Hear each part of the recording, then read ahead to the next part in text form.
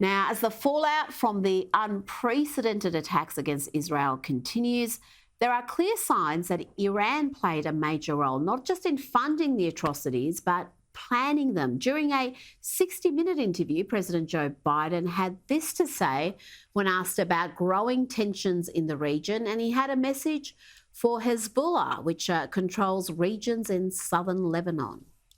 There's limited fighting already on the northern Israeli border, and I wonder, what is your message to Hezbollah and its backer, Iran? Don't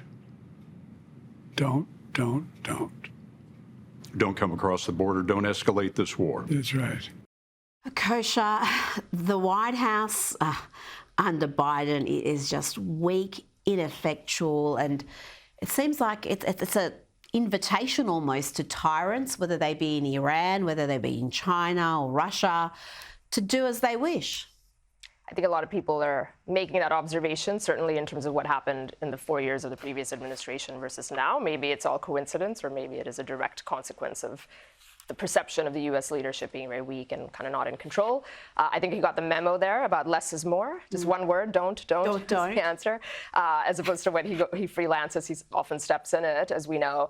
But the journalist stepped in and finished his answer for him. Yep. And again, I don't think that actually conveys strength if you're looking on. Right, and you're being sort of handled by the journalists and the friendly media. And Scott Pelley, he tends to do that, sort of bake the answer into the question.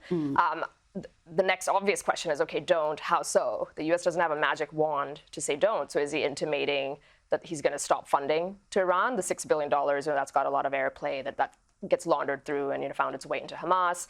Are we going to stop funding and providing arms to Ukraine? Because there's an argument some of that ends up on the black market and finds its way into wrong hands. Or is he intimating involvement, U.S. involvement? And the U.S. is very, very divided right now. And public opinion for increasing involvement and boots on the ground is dwindling by the day in the U.S. And a lot of people are worried about what that don't actually means.